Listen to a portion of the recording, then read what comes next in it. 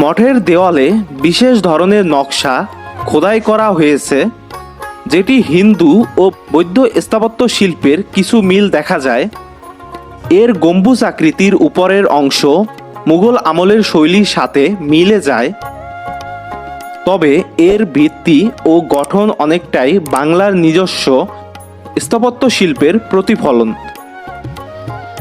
মঠের গায়ে একসময় জটিল কারুকাজ ছিল বলে ধারণা করা হয়, তবে সময়ের সাথে সাথে সেগুলো ক্ষয়ে গেছে।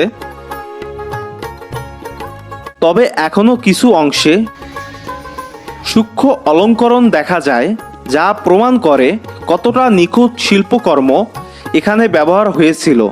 এখন হচ্ছে চলুন এই মঠের ভিতর অংশে ঢুকে দেখা যাক যে সেখানে কি কি দেখা যাবে আর সেই স্থানটা কিরকম দেখতে। তো এর ভিতরের অংশটা যা দেখা যাচ্ছে তা হচ্ছে ইট দিয়ে তৈরি করা এবং উপরে একটি ছাদের মতো দেওয়া হয়েছে, যার কারণে হচ্ছে একবারে উপরে শেষ অংশে কোন দেখতে তা দেখা যাচ্ছে না।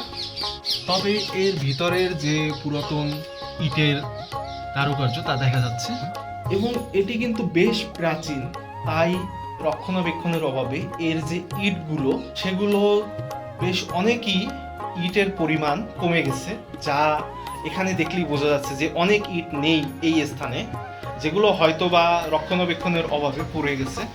কিন্তু এর যে সৌন্দর্য তা কিন্তু এখনো বেশ অনেকটাই বহাল আছে।